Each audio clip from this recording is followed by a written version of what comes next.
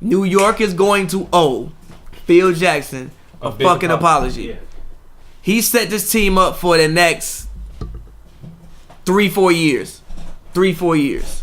Ntilikina looks great. The game against Lonzo, he came out and he hooped. He was hooping in the game against Lonzo. Actually, it looked like Lonzo couldn't guard the man for a second, honestly. Yeah, I like Frank. It looked like the man. I really like Frank. And also, one thing I liked is he was shooting the ball. He didn't look scared to shoot the ball. I knew he could play defense. I didn't really know if he had an offensive game, but he didn't look scared to shoot the ball. I like that.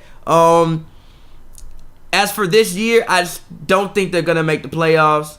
I think that Detroit's going to drop out, and I think that New York's going to drop out, and I think that Miami and Philly are going to sneak in. But the future looks bright in New York. It doesn't look dim and dark. The future looks bright in New York. Shout out to Phil, man. Thank Phil. Seriously.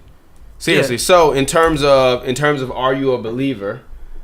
You know, are you a believer in the Knicks? Number one, to make the playoffs, and number two, what do you think that their ceiling is if they can make the playoffs? Playoffs is tough because Tim Hardaway Jr. is dealing with plantar fasciitis, and I'm sure that's an injury that always nags everybody. It nags everybody. And Porzingis is also having elbow trouble, and then he just went and got his knee examined, so he's having a little bit of injury issues.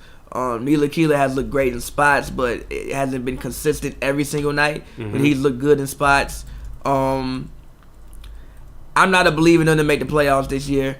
I don't think this year is the year that they make the playoffs. I think that Philly and Miami, as long as Embiid can stay healthy, which it looks like he'll do for the most part, I think that Philly and Miami can sneak in.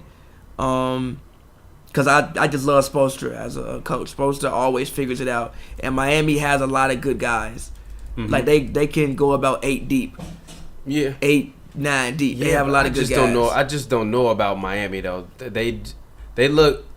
Yeah, I don't really know what to do with this team. Like, I don't know how. It really sucks Gordon Hayward didn't go there because they would have been really, really good with him. But they just kind of feel like they're floating in the ether. Hassan Whiteside is not the guy. He's not the guy. Yeah, he's not. He's definitely a number 2. He's a number 2. He's not a number 1 guy. Yeah, so definitely not the guy. Yeah, I think the Knicks might squeak in. I still think that there is a trade for the Knicks to be had. Who? I think that they will probably be trying to. I think they could potentially unload Willie Hernan-Gomez, depending upon if they want to. I think they might, because I don't think they really play him that much. Yeah, there's really no room for him. They really right like Kyle O'Quinn. Yeah, Kyle O'Quinn. And then you still have Joakim's contract. You can't move Joakim's contract. Yeah, and you have Cantor, and then you have Porzingis. So there's really no room for him. Yeah, but I think they could send Willie Hernan-Gomez to a team for either a second round pick or, honestly, a first or a second, or just like some. Another vet that they can put out there that'll actually be good for them. I still think they need, help at point guard spot. Obviously, Ntilikina is a rookie and they haven't been starting. They've been starting Jarrett Jack. And although I like Jarrett Jack, it's just still, he's old. Like, he's just old as hell. But he's solid. Yeah, but he's solid though. Yeah, but solid enough to get you to the playoffs though. Yeah, but see, because again, I've been watching the Cavs a lot, right?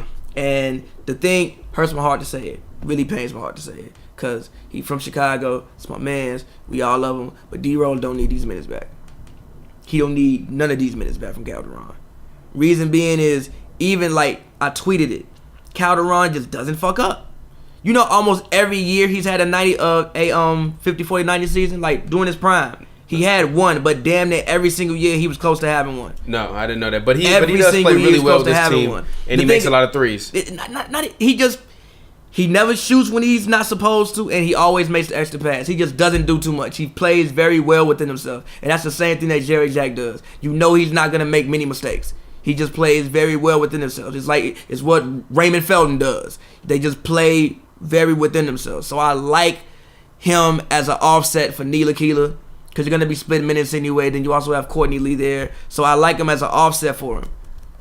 So if you're a Knicks fan and you want them to make the playoffs this year, they probably will, but they're going to get the hand of God laid on them in the first round by whoever they play. But yeah, I think if in terms of am I a believer, I'm going to personally say yes, but I'm going to say yes just because I think that, the Knicks can actually make the playoffs. Nah, I don't think they will. Oh, okay.